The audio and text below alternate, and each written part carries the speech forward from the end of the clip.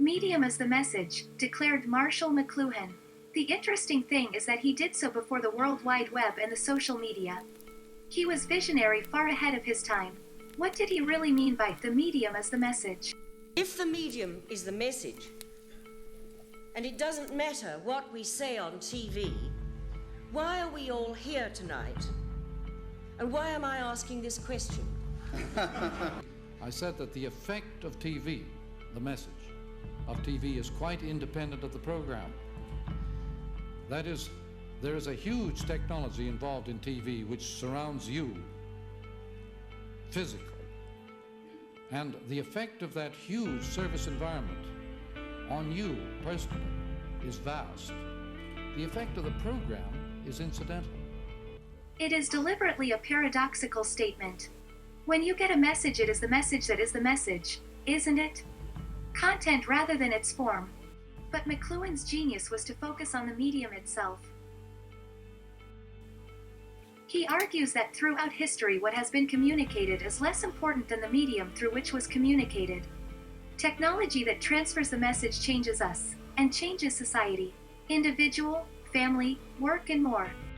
Medium have changed the way we behave. Studies have shown our memory span have reduced due to digital technology. News stories are being replaced with 140-character tweets and conversations are being replaced with emojis.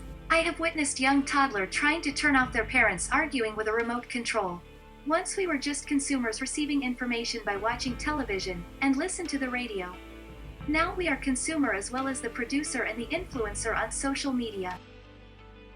Now we can watch live TV together living in different cities and we can interact while we watch it. After that, we can get on the social media and tweet or post an update on Facebook or make a reaction video on YouTube. All from the comfort of our own home. And I can mute Frank whenever he's upset about a bad call. What? Are you That's the worst I've ever seen in my The medium have changed the way we behaved. Studies have shown that our memory span have been reduced due to the usage of digital technology. The technology of today, telegraph, telephone, radio, television, was thought of as a way to unify people and to encourage participation. Sometimes at the expense of greater conformity. This is the immersion of what is called a global village. It seems like he was writing about the internet. Is influencing our lifestyle from the way we react to the way we behave. From air conditioners that you can control with your smartphone, to smart cars providing the shortest route, or your smartwatch which is tracking your daily activities. IoT is a giant network of connected devices. These devices gather and share data about how they are used and the environment in which they are operated. It's all done using sensors. Sensors are embedded in every physical device.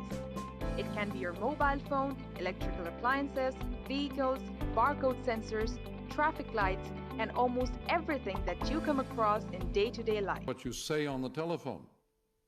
The telephone as a service is a huge environment. And that is the medium. And the environment affects everybody. What you say on the telephone affects very few. And the same with radio or any other medium.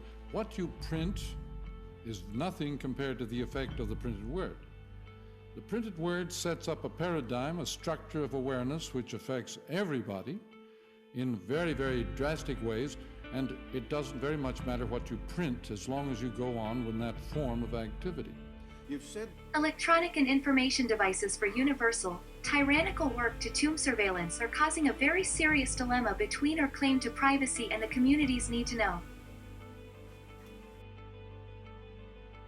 Edward Snowden's release of the Secret Service's surveillance document on the nation's citizens led some to view him as hero and others see him as traitor. Real, total war has become information war.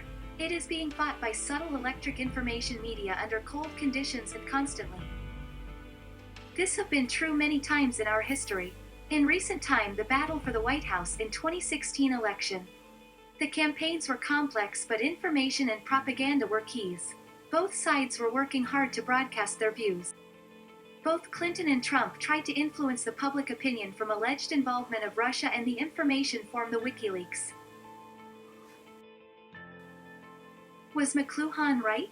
MIT students tested this hypothesis. Their finding shows that in the year 1450, when printing was invented, biographies doubled.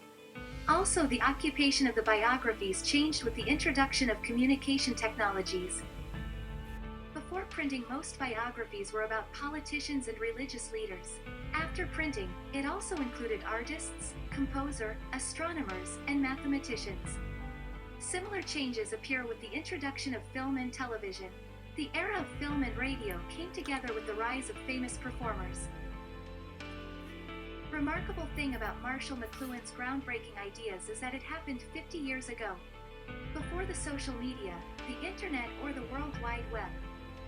Another strange effect of this electric environment is the total absence of secrecy.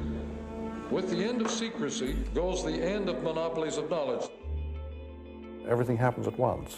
There's no continuity, there's no connection, there's no follow-through. It's just all now.